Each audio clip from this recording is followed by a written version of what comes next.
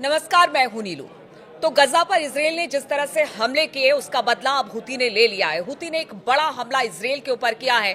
गजा की बात की जाए तो करीब 400-450 लोग वहां पर इसराइल के हमले में मारे गए, लेकिन अब हुती इसका बदला ले रहा है। हुती पहले ही चिता चुका है, चाहे वो अमेरिका हो या इसराइल हो, वो लगातार ये कहता रहा है कि अगर गजा में स्थिति ठीक नहीं हुई तो उसके हमले जारी रहेंगे। इसी पर बातचीत करने के लिए मयंक मेरे साथ जुड़ गए हैं।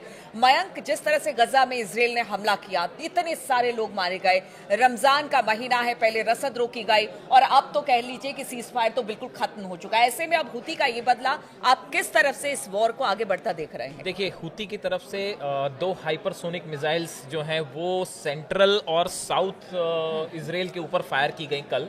और बताया जा रहा है कि ये, जैसा कि आईडीएफ की तरफ से दावा किया गया है कि रात को सेंट्रल और साउथ नेगेव के इलाके में रात के वक्त अचानक सायरन बजने लगे। लोग जो हैं वो बंकर्स में चले गए। पूरे साउथ इजराइल में कल पैनिक का माहौल था। अच्छा। और हमले का जैसे ही हाइपरसोनिक मिसाइल्स फायर की गई, इसके बाद जो है अलार्म सिस्टम अलर्ट हो गया और उसके बाद एक बार फिर पूरे इजराइल में खल खौफ का माहौल था। और कहां मिसाइल गिरेगी, किसके ऊपर गिरेगी, किसी को कोई अंदाज नहीं था। हालांकि आईडीएफ की तरफ से ये दावा किया गया है कि दोनों मिसाइल को जो एरो डिफेंस सिस्टम है उसने नाकाम किया, लेकिन हुतियों का दावा है कि मिसाइल जो है वो सही ठिकाने पे गिरी हैं।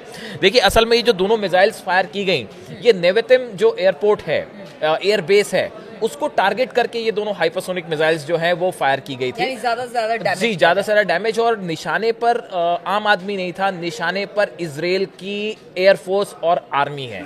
ये बार बार कोशिश की जाती है कि निशाना जो बनाने की कोशिश होती है वो इजराइल के आम आदमियों को नहीं होती, ऐसा हुती और हमास कहते हैं। हमारा टारगेट जो है वो इजराइल की आर्मी है और एयरफोर्स है, उसको लेके ये हमले किए गए थे।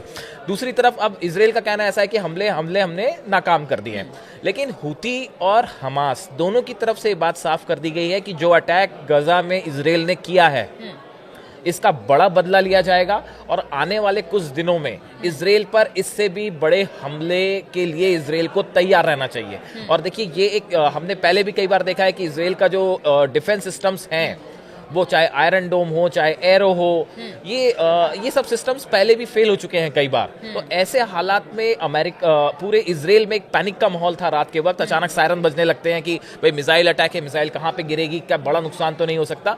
लेकिन उसके बाद देखिए, अब जैसे जैसे हालात, जो आपने कहा कि अब इसमें आगे क्या, देखिए हुतियों की तरफ से तो पहले ये कह दिया गया था कि भाई अगर किसी भी तरह का आप हमला करेंगे तो हम जवाब देंगे। अमेरिका एक तरफ हुतियों पर हमला कर रहा है, वहां पे जो लाल सागर में जो हुती की तरफ से जो है बताया जा रहा है कि 48 घंटे में 3 बार जो वॉरशिप्स हैं अमेरिका के, उन पे हमला किया गया, इंक्लूडिंग ट्रूमैन। तो देखिए, ये बड़ा अटैक है जो हुतियों की तरफ से जो है किया गया। उसके बाद अमेरिका उसे काउंटर कर रहा है, लेकिन जिस तरह से एक बार फिर हालात आप देखिए कुछ फिर से वैसे ही होते जा रहे हैं जैसे 17 महीने पहले थे। जैसे देखिए, हुती अब गजा पर हुए हमले का बदला ले रहा है, लेकिन हमास भी चुप नहीं बैठेगा।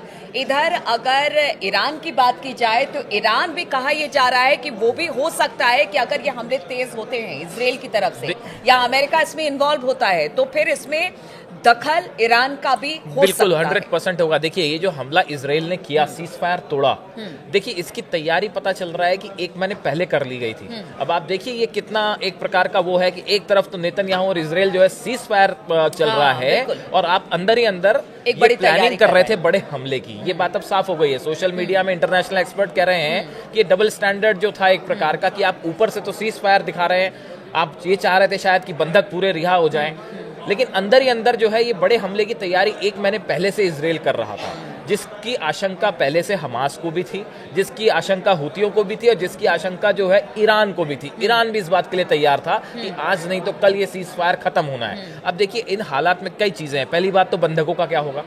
हमास ने साफ किया अगर इस तरह के हमले जारी रहे तो बंधकों की जान को खतरा है।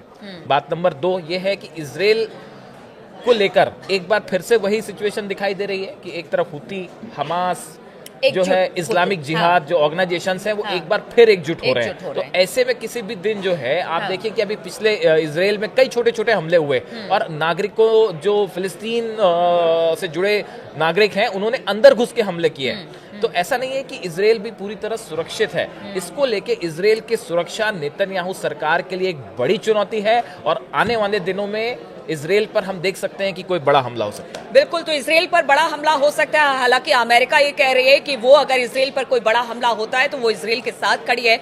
लेकिन इस वक्त जो हालात मिडिल ईस्ट में पैदा हो रहे हैं, जो इस वक्त स्थिति बनी हुई है, हुती, हमास और अगर बात की जाए बाकी संगठनों की, ईरान का भी अगर इसमें दखल होता है, तो कहां पर जाकर और किस तरह से ये जो पूरे हालात हैं वो बनते हैं, इस पर लगातार हमारी नजर बनी रहेगी। आप बने रहिए हमारे साथ।